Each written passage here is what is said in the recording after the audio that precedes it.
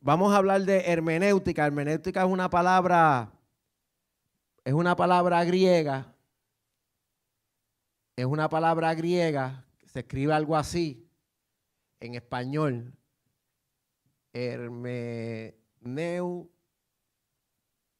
Hermenéutica, ¿verdad? Y esta palabra viene de otra palabra que es Hermes.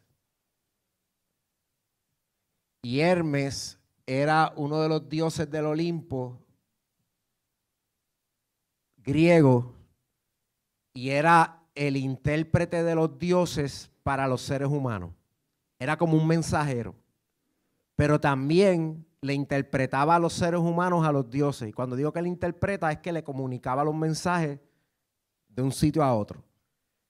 Él tenía como unas botitas con unas alitas, porque él era bien rápido y era como un ángel. Vamos a suponer, en el concepto bíblico, era como un ángel que lleva los mensajes del cielo a la tierra y de la tierra al cielo. Pero en la mitología griega, Hermes cumplía ese lugar y de esta palabra sale esta palabra, hermenéutica. Y es porque es una interpretación. Cuando los dioses enviaban un mensaje, los seres humanos por lo general quedaban perdidos. Y entonces Hermes se lo interpretaba. Y entonces de esa interpretación de Hermes sale la palabra hermenéutica. Ok, ahora, la Biblia no se basa en la mitología griega, obviamente, pero la hermenéutica nosotros las vamos a estudiar en estas dos clases como un arte y una ciencia. Vamos a verlo de esas dos perspectivas. La parte que es arte, como todo arte, la música, el cántico, la pintura, la escultura, todo arte. Con la práctica se hace ¿qué? El maestro. Mientras más practicas el arte, te perfeccionas en el arte. Y la hermenéutica, en ese sentido, es como el arte.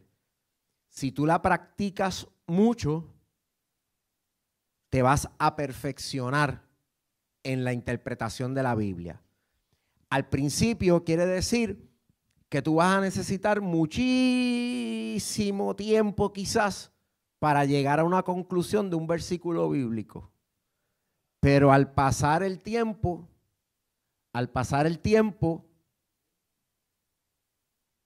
ese mismo versículo bíblico u otro versículo bíblico, le vas a poder sacar un montón de jugo con menos tiempo. Vas a poder hacerlo mejor, más rápido. Por eso es un arte.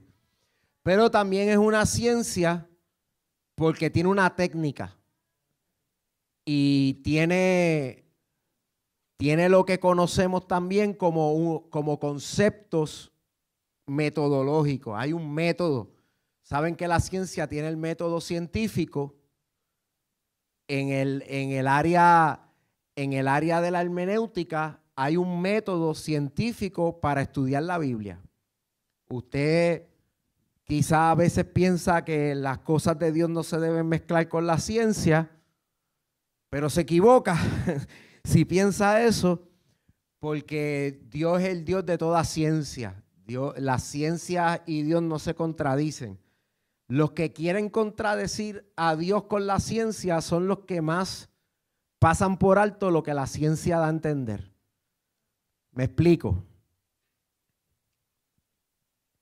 En la universidad, a veces yo cuestiono a profesores o estudiantes que son ya sea agnósticos o ateos, se hacen llamar, y me hablan mucho del método científico. Y yo les explico. ¿Pero qué busca el método científico? Bueno, comprobar una hipótesis. Y cuando tú buscas comprobar una hipótesis, ¿qué tú tratas de descubrir? Bueno, una ley natural.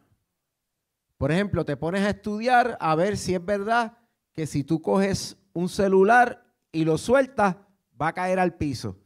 Para que se convierta en una ley natural, tú tienes que probar que ese mismo efecto ocurre en todas las partes del mundo de igual manera. Y por eso le llamamos a la gravedad la ley de la gravedad, porque se probó a través del método científico que todas las cosas descienden con el mismo empuje o con el mismo, vamos a decir, alón en buen puertorriqueño, el mismo drop down a la tierra. Pasa igual. Entonces, en cualquier parte del mundo donde nosotros estemos, entonces se convierte eso en una ley natural. Entonces yo le pregunto siempre a estos profesores o estudiantes, si existe una ley natural, ¿existirá un legislador?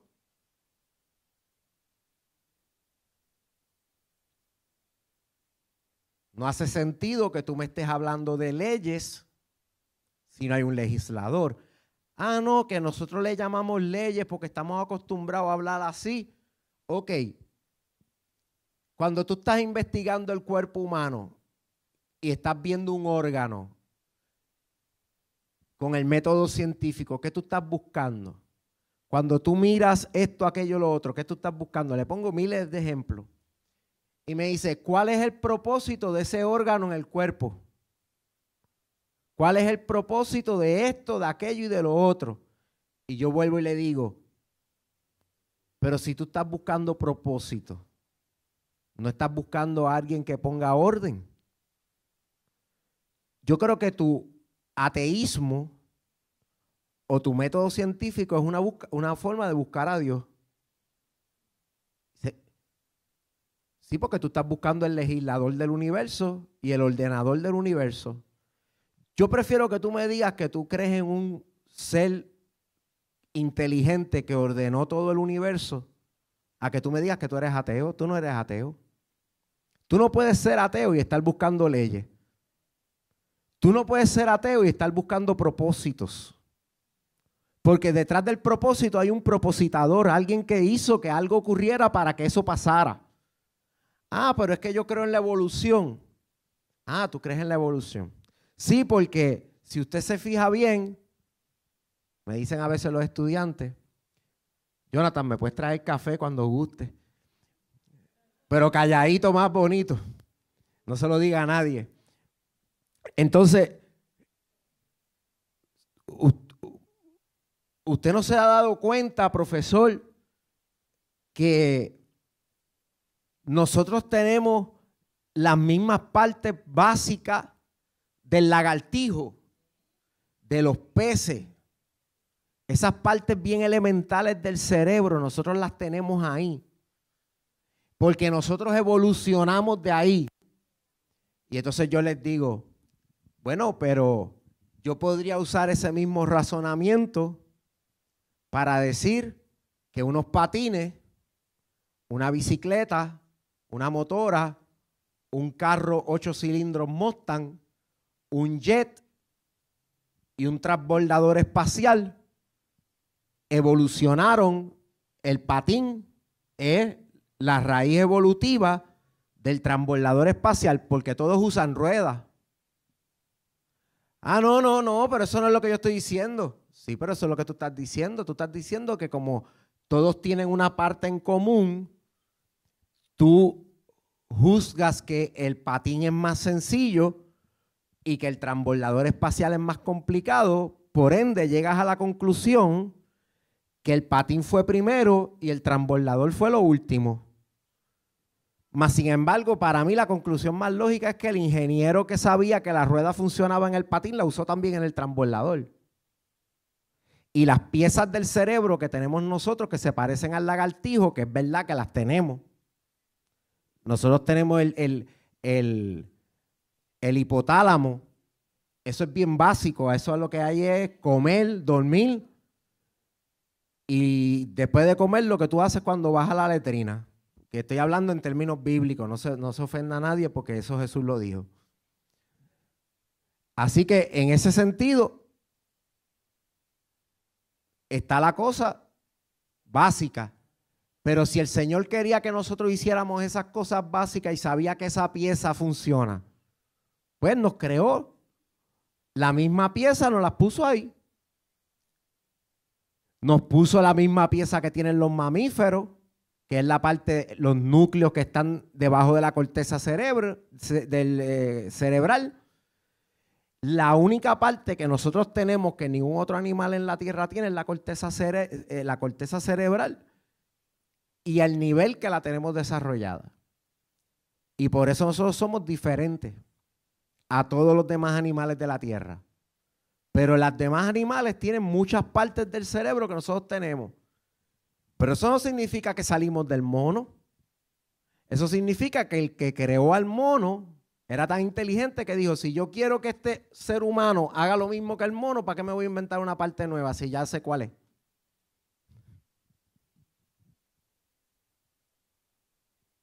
Te estoy explicando lo mismo de otro punto de vista y el mío es más económico, porque imagínate, un Dios inteligente que crea leyes, crea propósitos, se va a sentar a crear, a inventar la rueda cuando ya la rueda existe. ¿Cuántas veces tú has dicho eso? Mira, pero no te inventes la rueda si ya la rueda existe.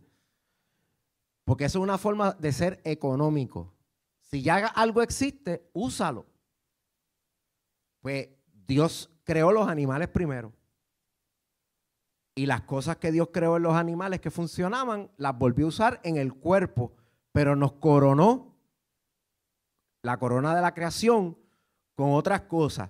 Entonces ahí cuando le doy ese punto de vista científico, le digo, es imposible, gracias papi, es imposible, te lo cambio, es imposible que nosotros, que usted crea que usted está buscando leyes espirituales y no hay un legislador, propósito y no hay un propositador, alguien que ordenó las cosas. Un diseñador inteligente. Yo prefiero que tú me digas que tú crees en el diseñador inteligente. Que algunos le llaman Dios, otros le llamarán de otro nombre, pero por lo menos dime que es un alien, yo les digo a veces. Porque me pareces más inteligente si me dices que es un alien que si me dices que Dios no existe y estás buscando leyes.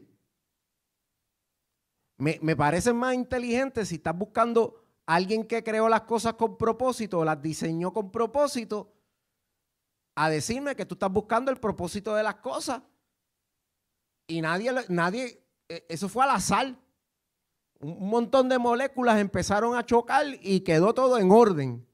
Entonces, matemáticamente hablando, que todo este orden que nosotros apreciamos, y yo no sé por qué me fui por esta línea, pero vamos, esto no está en mi bosquejo. Todo este orden que nosotros apreciamos venga de la nada, de casualidad, es irreal. Y Pablo, cuando se va vamos a Romanos 1, dice que ningún ser humano tiene excusa de decir que no conoce a Dios, porque los atributos invisibles de Dios se dieron a conocer por las cosas creadas que son visibles. Así que el que se llama ateo científico, que está buscando las leyes y los propósitos a través del método científico, está buscando a Dios. Por eso es que yo no creo que la ciencia esté en contra de Dios. Yo me acuerdo que cuando yo era agnóstico o ateo, porque no era católico ni cristiano, estaba en contra de toda la religión y toda la iglesia, excepto las que fueran orientales y demás. Yo me acuerdo que yo cogía las clases de biología y de psicología y me hablaban del nervio y de los nervios humanos. Y yo decía, ¿cómo es posible que a ti te pinchan el dedo gordo del pie y el cerebro se entera en nanosegundos?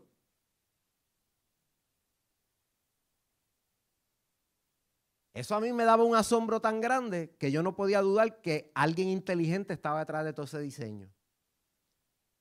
Así que yo me podía definir más como agnóstico. Hay un Dios que nos creó, que existe, pero no me puedo relacionar con Él.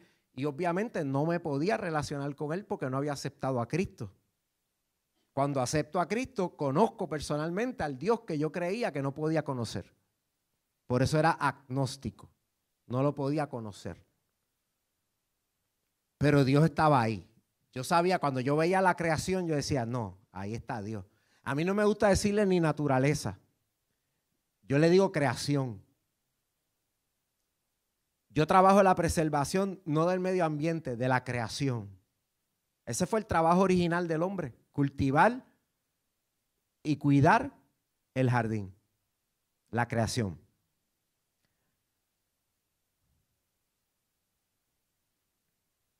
Sabdiel, me fui en un viaje ahí.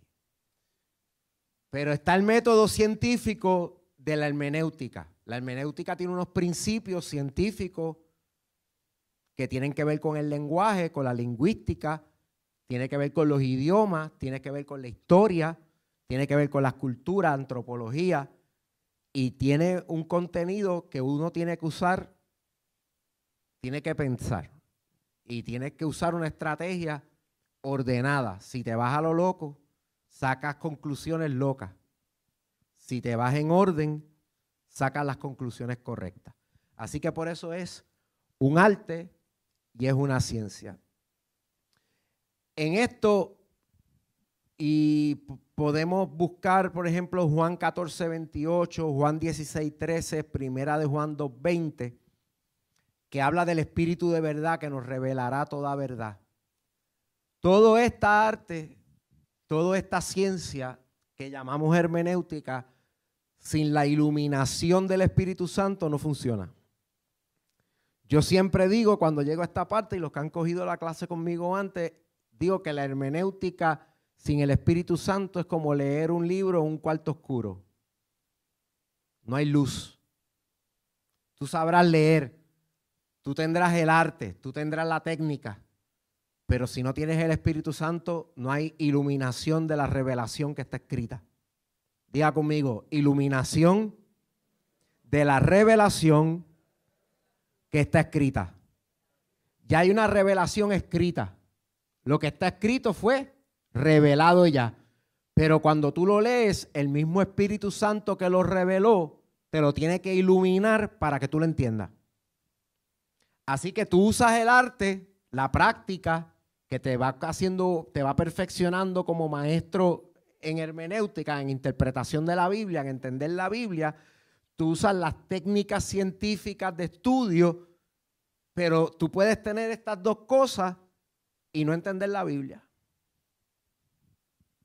Porque necesitas al Espíritu Santo que te revele toda verdad. Él es el que te va a revelar la verdad. Él te va a acordar las cosas que Jesús dijo. Él le dijo a los apóstoles, Él los hará recordar todo lo que yo os he enseñado. Y Primera de Juan dice, ustedes tienen la unción del Santo, que es el Espíritu Santo, que os enseñará todas las cosas. Les voy a decir los capítulos que les cité para que los que están tomando nota, tomen nota. El que no trajo libretita hoy, tráigala para la próxima, porque decidimos no traer, aunque hay unas libretas allá atrás, si alguien necesita una libreta, la pastora se las puede conseguir. Decidimos no darlo print out porque queríamos que usted pasara a trabajo, aunque es viernes por la tarde, ¿verdad? Pero queríamos que usted pasara a trabajo y pensara, ¿alguien quiere una libreta? Alce la mano. Son gratis. Aquí, Sabdiel quiere una, por favor, y allá la dama. Una libretita y un bolígrafo para que tomen nota. Eso es bueno en las clases. Mencioné Juan 14:26, Juan 16:13. Ahí habla del Espíritu de verdad que nos enseñará todas las cosas, el Espíritu de revelación. Cuando hablamos de verdad, hablamos de una palabra que se llama aletheia en griego. No se escribe así en griego, se pronuncia así. Y a es una negación. No. Y letheia, voy ahora. Y letheia significa oculto. O lo que es igual, que está velado, cubierto. Aletheia significa que ya no está oculto o velado. Si no está oculto o velado, está revelado. Amén. Así que el espíritu de verdad es el espíritu de revelación. ¿Ok? No es verdad de verdadero, es verdad de revelado. Porque a veces nosotros pensamos que es como que nos dice la verdad. Pero la verdad de Dios es la revelación de Dios. Por eso es que es revelado. En el lenguaje griego lo que hablaba era del espíritu de revelación. Si fuéramos a traducirlo más correctamente. Ya estoy haciendo hermenéutica. Me fui al griego a ver qué significaba la palabra y descubrí que más que decir que verdad, dice lo que no está oculto o escondido, lo que está revelado, el espíritu de revelación. Así que fácilmente cualquier traducción de la Biblia podría decir el espíritu de revelación os enseñará todas las cosas, porque es el mismo. Versículo Juan 14, 26, el 16, 13 y Primera de Juan 2:20.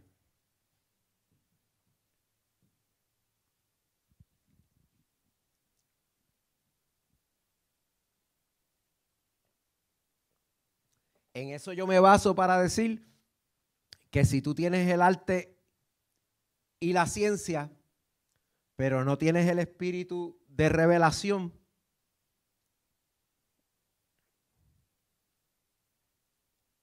mi papá, yo me acuerdo que yo joven, antes de conocer al Señor, mi papá leyó la Biblia. Yo joven, antes de conocer al Señor, había leído la Biblia completa, de rabo a cabo, como dice la gente, varias veces.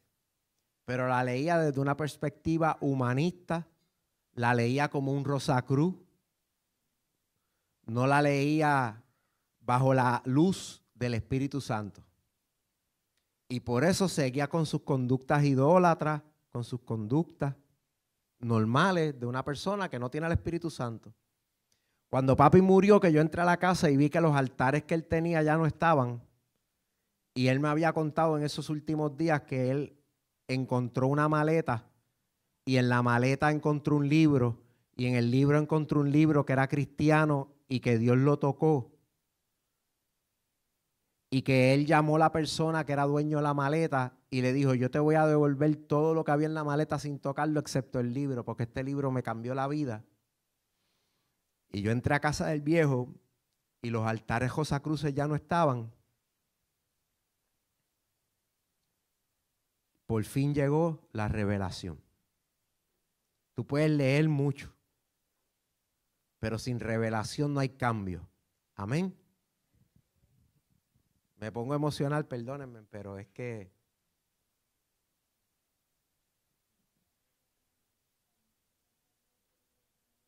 sí, yo lo tengo en casa.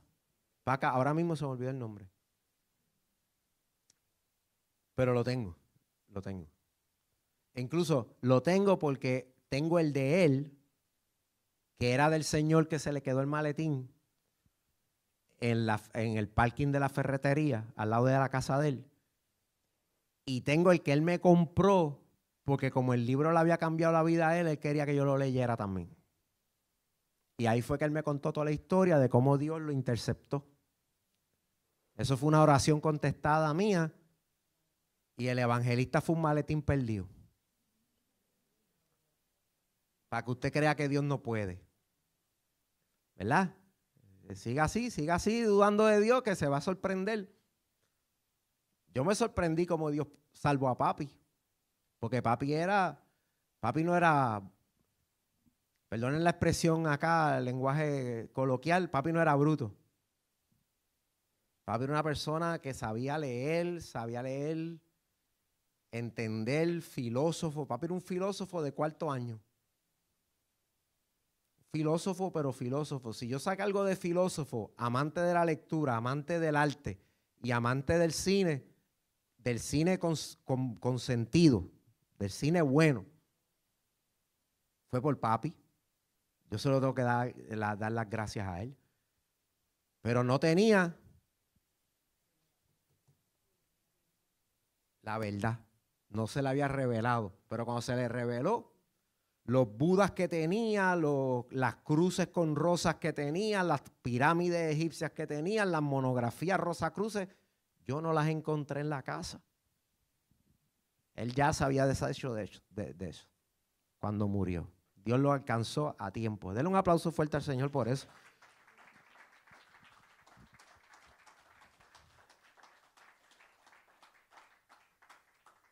Ahora, vamos al primer Picasso que yo hice. No se rían del arte mío, por favor, que después lo venden esto por 50 millones de dólares y el que me voy a reír soy yo. ¿Por qué necesitamos la hermenéutica? Porque hay distancia. Imagínese una brecha, una distancia, un espacio abierto. Primero, este que está aquí es un autor inspirado por el Espíritu Santo. Por eso que usted lo ve que está escribiendo con una pluma de esas viejas que tú las ponías en el tintero y iba así escribiendo. Y yo traté de hacer lo que se pareciera a Pablo. Está iluminado por el Espíritu Santo escribiendo, pero hay una distancia histórica entre él y para que nadie diga que yo lo dibujé a usted como una caricatura, pues me dibujé yo a mí mismo. Con el pelo parado, como cuando estoy sentado en el balcón estudiando la Biblia y nadie me está viendo, creo yo, excepto todos los vecinos. Entonces yo estoy leyendo la Biblia iluminado por el Espíritu Santo. El Espíritu de verdad. El Espíritu de verdad que le reveló al autor escribir la Biblia me está revelando a mí lo que él quiso decir cuando la escribió. Pero hay una distancia histórica. Esto se escribió mínimo hace unos 1900 y pico de años el último libro. Casi 2000 años, vamos a decir. Casi 2000 años atrás. Y en los primeros hace 6000, 8000 años atrás. Y lo que está escrito eran narrativas orales más antiguas todavía que lo que está escrito, que se contaban de generación en generación en la familia de los arameos. Sí, porque no existían los judíos hasta después de la ley. Eso es otra cosa que a veces me pasa en la universidad. Le voy a dar otro cuento más porque a Sabdiel le gustó y por Sabdiel que está de visita yo lo voy a complacer. Es como cuando alguien viene de visita, tú le das un café y le gusta y te pide más, tú le vas a decir que no, tú le das el café. Pues a veces en los lugares universitarios dicen, los que creen que saben mucho, y estas cosas yo parezco que sé más, pero es porque el espíritu de revelación me da sabiduría, no es porque yo soy más inteligente que ellos, probablemente ellos son más inteligentes que yo. Pero dicen, en Egipto nunca se ha encontrado evidencia arqueológica de que los judíos estuvieron en Egipto. Claro, imposible. Los judíos no existían cuando estuvieron en Egipto. Deuteronomio 26 lo dice claro. Creo que es el versículo 18 o el 28 o el 8. Cuando está hablando de las primicias. Dice, cuando entres a la tierra prometida y le vayas a dar las primicias al sacerdote, el sacerdote las elevará y tú dirás, mi padre, un arameo, entró a la tierra de Egipto con muy poca familia. Ellos eran arameos. Jacob era arameo. Los hijos de Jacob, los hijos de Israel eran arameos. Ellos salieron de Ur de los caldeos. Eran arameos, eran caldeos. Y usted va a notar las influencias de la literatura caldea, hasta del lenguaje que hablaba Jesús. Talita Cumi, que traducido del arameo quiere decir, niña, a ti te digo, levántate. En Egipto no habían israelitas, habían arameos.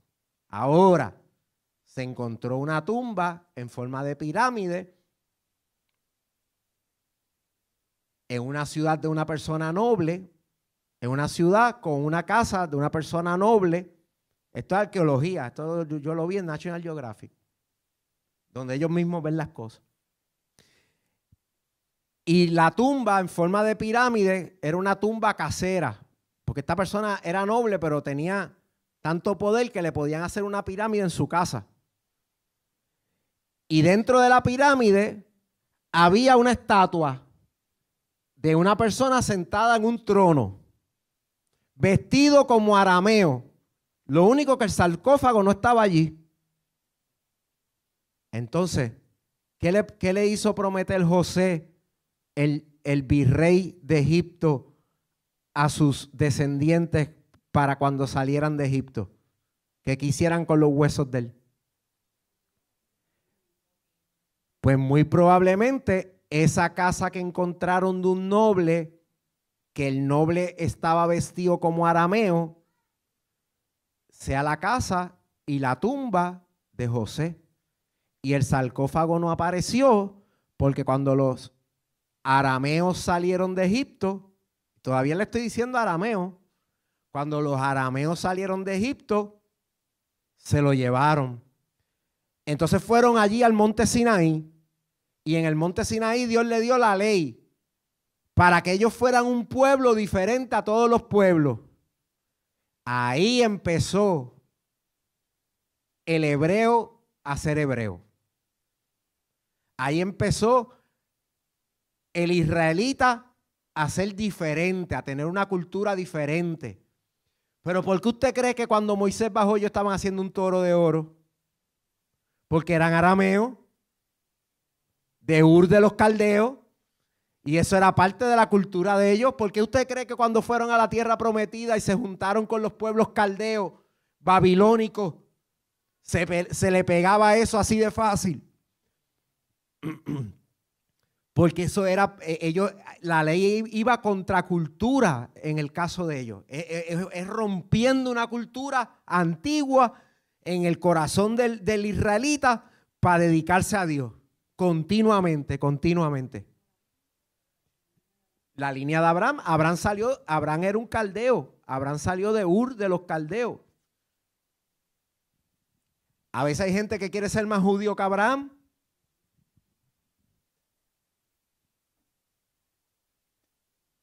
Hay que ser más, para tú estar bien con Dios tienes que ser más judío que Abraham. Y yo, muchacho, si tú supieras que Abraham era un gentil, que Abraham fue salvo por gracia porque no había ley. Entonces, ¿de qué tú me estás hablando? El método de Dios siempre ha sido el mismo. Lo único que Dios quiso separar un pueblo con una cultura diferente para que la simiente de Abraham, que iba a ser de bendición a todas las naciones de la tierra, Jesucristo, tuviera ese trasfondo cultural que lo profetizaba y lo declaraba a las naciones. Cosa que nos hiciera sentido. Me fui a otro viaje ahí a Sabdiel. Pregunte. Ajá. De Judá, son de la tribu de Judá. Sí. No todos los israelitas son judíos. Los judíos son de Judá. Los levitas son de la tribu de Leví. Luego de que David murió, viene Salomón como rey, y luego de Salomón, el hijo de Salomón que se hace rey, le pone unos impuestos más fuertes al pueblo, y hay una revolución, una guerra civil, y 10 de las tribus se separan. Y eso se llama el reino de Israel. Cuando tú escuchas en los profetas que dice, uniré a Israel y Judá, es que Israel son las 10 tribus del norte y las 2 tribus del sur estaba Judá y creo que Benjamín, si no me equivoco.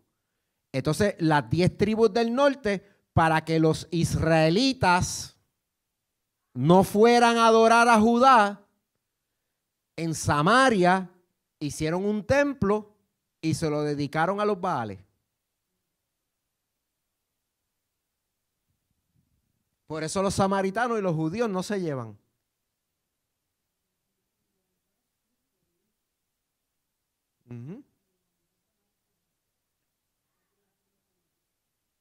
También, muy bien. De Samaria. Samaria fue la capital de Israel y Judá era la capital y Jerusalén era la capital de Judá. Entonces lo que nosotros llamamos hoy judíos son descendientes de Judá.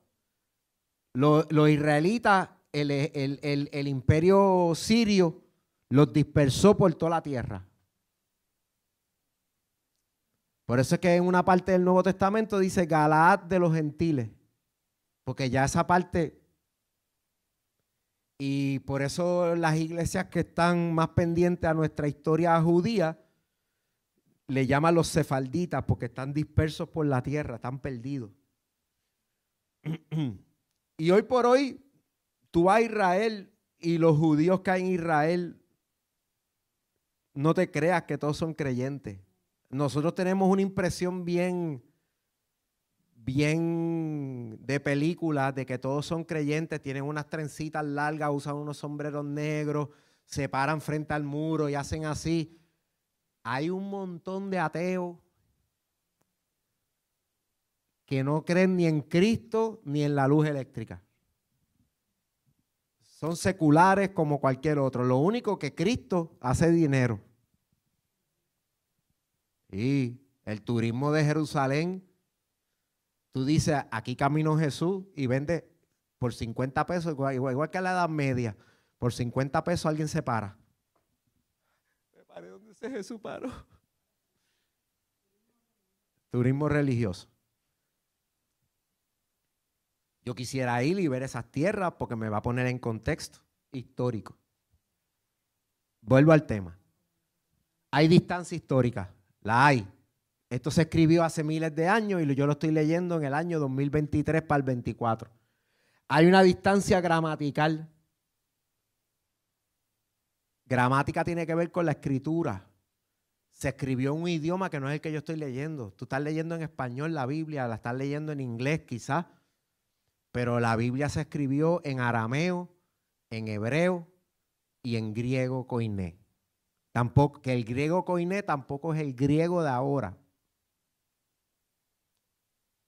Yo, por ejemplo, yo aprendí griego koiné, me sé algunas palabras en griego koiné y posiblemente tú me sueltas en Grecia y si no hablo inglés no me defiendo porque el griego koiné no es lo que ellos hablan. Eso es lo que se escribía hace 2000 años atrás. Es como el Old English. Ya nadie habla así. Más que en las películas, cuando quieren parecer medievales o qué sé yo, que pertenecen a la tierra de los orcos o algo así. Entonces usan el Old English para parecer clásicos así. Pero ya eso no existe, el Old English murió. Igual que quizás el español castellano antiguo también murió, el latín murió. Fueron lenguas que fueron muriendo o no muriendo, transformándose. Que eso es otra cosa que usted tiene que aprender. Aquí estamos, en nuestra cultura existen los grandes protectores de la Real Academia de la Lengua Española, y todo tiene que ser. ¿Y sabe qué? Si usted se pone bien estricto con el idioma pierde pertinencia y el idioma va a desaparecer. El idioma tiene que mutar. El idioma tiene que cambiar. El idioma tiene que adaptar palabras nuevas como click, internet, láser, parking. ¿Y qué tiene que hacer la Real Academia Española? Aceptarlo. Porque ahora usted va a la Real Academia de la Lengua Española y parking es una palabra aceptada. Y lo tiene que aceptar porque ellos no tienen autoridad sobre el idioma. Ellos lo que están diciendo es cómo el idioma se usa predominantemente y en qué países. Si usted va y busca taquilla, en todos los países, la mayor parte de los países de habla hispana, es donde venden el boleto. Pero la definición del diccionario de la Real Academia de la Lengua Española dice que la taquilla en Puerto Rico es el boleto. Así que imagínense, nosotros tenemos autoridad para decirle a ellos qué es taquilla. ¿Qué es taquilla aquí? El boleto. Y eso lo dice la Real Academia de la Lengua Española, imagínense. Entonces, tenemos una distancia de lenguaje y tenemos una distancia literal, literaria, debería decir literaria.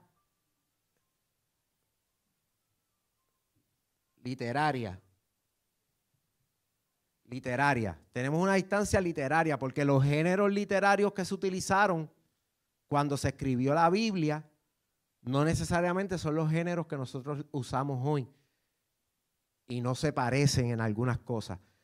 Me explico. Están conmigo. Si tienen preguntas pueden alzar la mano como Sabdiel y así, que estamos en una clase. No crea que estoy predicando. Me voy en unos viajes como si estuviera predicando, pero no es eso. Ejemplo, la historia antigua no se parece en nada a la historia moderna.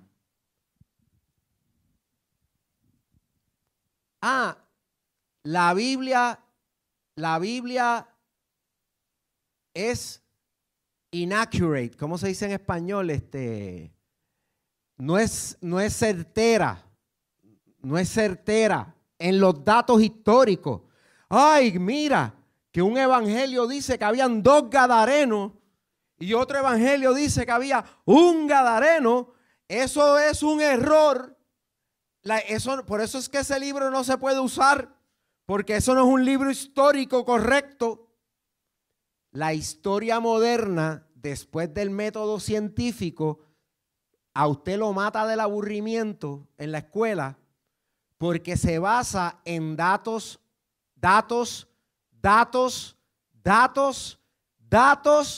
y más datos. Y usted tiene que embotellar. En otras palabras, para los que no saben español boricua de acá, tiene que memorizar. La historia antigua se escribía con otro propósito. La historia antigua no se escribía para que fuera accurate en los datos de qué fecha pasó tal cosa, qué día pasó tal cosa, cómo pasó tal cosa. Estaba escrita para crear orgullo nacional. Por eso es que la historia en los países colonizados no se le permite al pueblo. Porque si tú le permites al pueblo aprender la historia de sus héroes, de sus próceres, de sus líderes, les das orgullo nacional y tienes una revolución en cierne. Ya mismo hay una revolución y se levantan contra el imperio.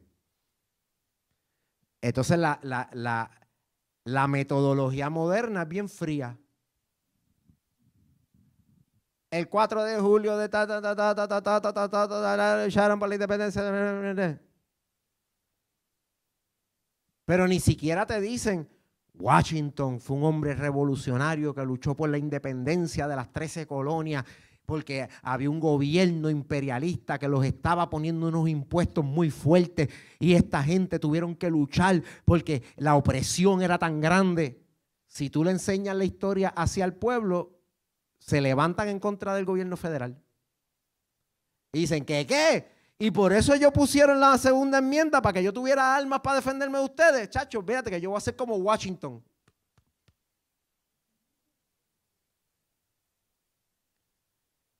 Entonces, aquí me voy a meter en camisa 11 varas. Entonces tú vienes, hablas con un estadista en Puerto Rico y le dice que tú eres independentista y te dice que tú eres un antiamericano y los americanos empezaron con una guerra de independencia. Entonces, la historia no está escrita igual ahora que antes. Antes estaba escrita para que tú vieras tus héroes nacionales y dijeras, yo quiero ser como ellos. ¡Wow! Por eso que usted se pone a preguntarse, pregúntele a cualquier persona por ahí, busca un nombre de un prócer puertorriqueño, sea del partido que sea, de la ideología que sea, del año que sea, y pregúntale a un puertorriqueño qué sabe de él. Y yo te voy a contestar, ¿por qué no sabe? Porque la historia que crea orgullo nacional es un peligro para las metrópolis, para los imperios. Pero antes la historia se escribía para eso. Por eso es que no tenía que ser muy muy detallada. Tú no ves en el libro de Crónicas ni en el libro de Reyes la fecha exacta ni cosas muy exactas, porque la intención del historiador no era darte datos específicos de cuándo pasaron las cosas, frío. Lo que ellos querían es que tú te sintieras orgulloso y te identificaras con tu nación y dijeras, yo soy un israelita, yo soy un judío, yo pertenezco al pueblo escogido de Dios, yo soy parte de una nación santa. Uy, entonces, cuando tú lees la Biblia en esa misma intención histórica, tú dices, yo soy del pueblo de Dios. Pero si te pones a leerla con la metodología moderna, te va a decir, no, aquí hay errores, aquí... Mira, ¿qué importa si Jesús liberó a 2 gadarenos a 1? Si liberó a 2, mejor. Pero con que liberara a 1 de legiones, lo que quería enseñar era que Jesús tiene el poder para echar fuera legiones de demonios, no importa si son 2 o 1. Entonces la enseñanza es que tú puedes hacer lo mismo en el nombre de Jesús. Y ahí tú te identificas con la historia. Por eso es que no tiene que ser 100% accurate. ¿Me explico lo que le quiero decir? El que escribía la historia en aquella época no la escribe como el historiador de ahora. El historiador de ahora tiene otro pensamiento cuando está escribiendo. Entonces tenemos una distancia literaria. Nuestra literatura no es igual, nuestra gramática no es igual, nuestra historia, no estamos en la misma época, no estamos en la misma historia. ¿Qué dijo Jesús de los celulares? No dijo nada. En los tiempos de Jesús no habían celulares. ¿Ves? Entonces, continúo. Todo esto en conjunto, si usted suma la historia, la gramática y la literatura, estamos hablando de una distancia cultural.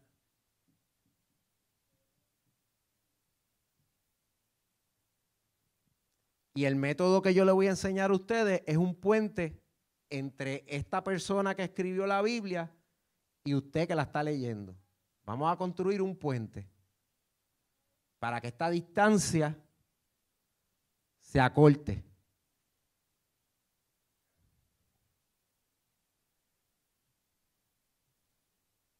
Vamos a construir un puente por aquí. Vamos a borrar esta parte aquí para cortar esa distancia. El método que yo voy a usar es precisamente, usa los mismos elementos. Los mismos elementos. Es gramático.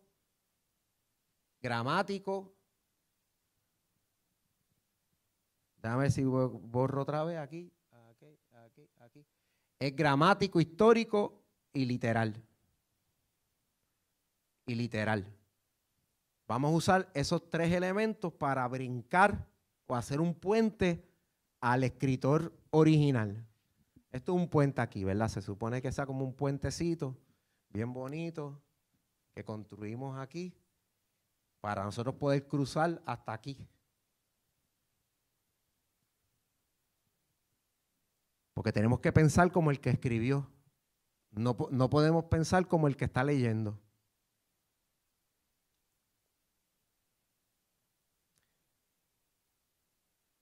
Una de las limitaciones bien grandes que tenemos nosotros cuando leemos las cartas de Pablo, por ejemplo,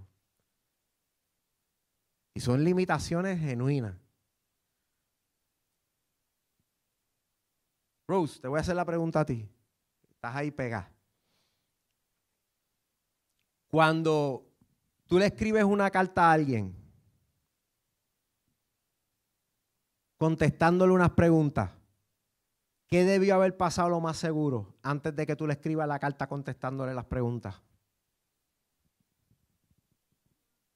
Si tú le escribes la carta, tú me escribes una carta a mí y me estás contestando una pregunta vía carta o vía email, vamos a decir vía email. ¿Qué tiene que haber pasado antes para que tú te sientas a escribir un email a contestarme a mí unas preguntas? Que yo te envíe un email a ti preguntándote, ¿verdad que sí? Pues ¿sabes cuál es el problema que tenemos con algunas cartas de Pablo? Que no tenemos la carta que le escribieron a él preguntándole. Y eso nos hace perder contexto histórico.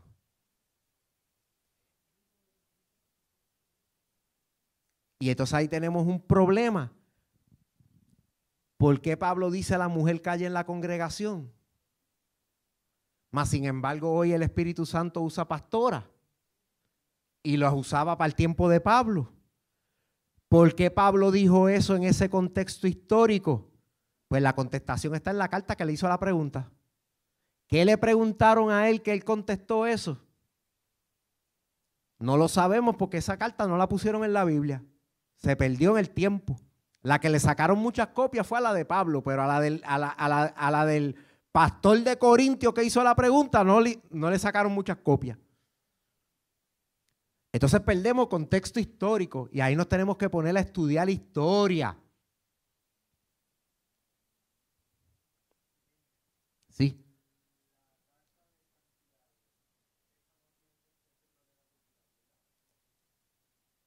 En partes no, porque esa carta, al ser más universal, uno nota más la preocupación de Santiago de que la gente tomara la gracia como algo que no tenía que respaldarse con obras. Tú ves otra preocupación más, por ejemplo, los falsos maestros, igual que la carta de Judas. La carta de Judas es una carta en contra de los falsos maestros y los falsos profetas. Y por eso es bien extraño que cita a Enoc como un profeta. Y no aparece en la Biblia lo que él dijo de Enoc, pero aparece en el libro de Enoc, que es canon en 3 iglesias. Ahí te metí en otro lío, ¿viste? Pero eso es lo que pasa cuando tú te metes con hermenéutica. Cuando tú lees la Biblia y dices, ¿y por qué dice esto aquí? ¿Por qué dice esto aquí? Espérate. ¿Dónde dijo Enoc que él regresaría con sus millares de millones de santos y qué sé yo qué y los ángeles? ¿Dónde dice eso? Y te vas para Génesis. No, pero aquí no lo dice. ¿Pero dónde lo dice? Y lo busca en la concordancia. No, pero aquí tampoco lo dice. ¿Dónde lo dice? Y te pones a buscar en el libro de Enoc. Y Judas citó el libro de Enoc y citó a Enoc como profeta en un libro en contra de las falsas profecías, las falsas enseñanzas, y ese libro no está en mi canon. Pero está en el canon de la iglesia etíope, está en el canon de la iglesia cóptica y en el canon de la iglesia bizantina occidental. Y a la gente que Judas les escribió, de seguro leían el libro, porque si no, ¿para qué se lo cita? Yo no te voy a citar un versículo bíblico si tú no vas a saber de qué yo te estoy hablando. Entonces ahí empiezan otras preguntas. ¿Ves? Y ahí es que eso a mí Las vacas sagradas empiezan a botar fuego en el cerebro. Se te empiezan a quemar las vacas sagradas, empiezas a ver otras cosas. Entonces te conviertes en el cristiano jaro de tu iglesia y cosas así.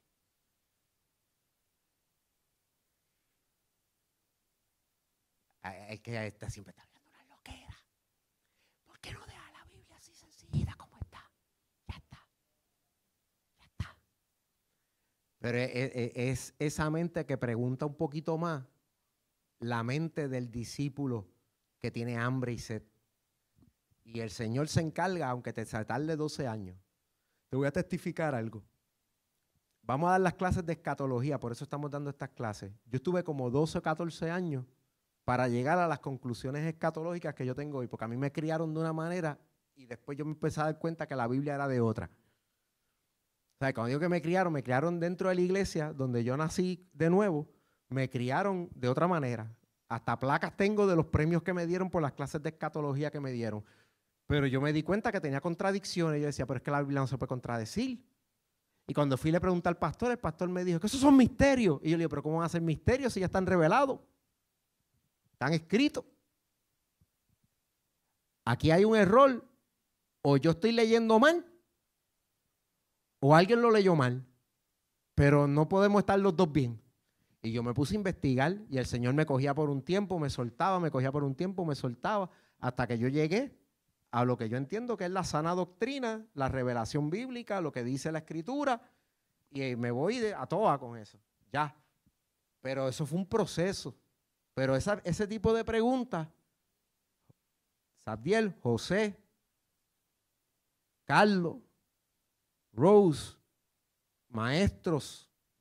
Ese tipo de preguntas son las preguntas que hacen que uno se meta más hondo en la palabra. A veces tú vas donde un pastor y le dices, yo tengo una duda, por eso es que te vas a ir para el infierno. No. Porque tienes una duda, es que Dios te va a revelar más profundidad. Todo conocimiento empieza con una pregunta. Y el buen maestro sabe que sus discípulos le van a preguntar, esa parábola que tú dijiste, ¿qué quiere decir? Esos son los que están listos para recibir la revelación, el que pregunta. El que no pregunta todavía no está listo. Se queda como que, sí, qué chévere, amén, gloria a Dios.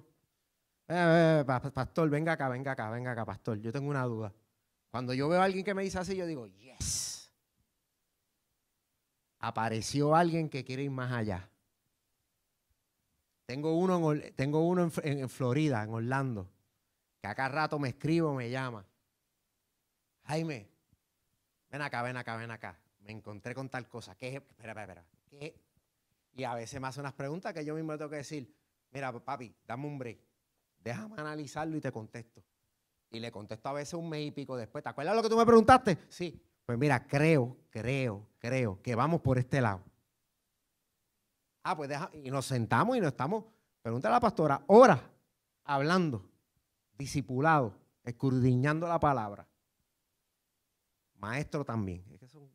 Pastora.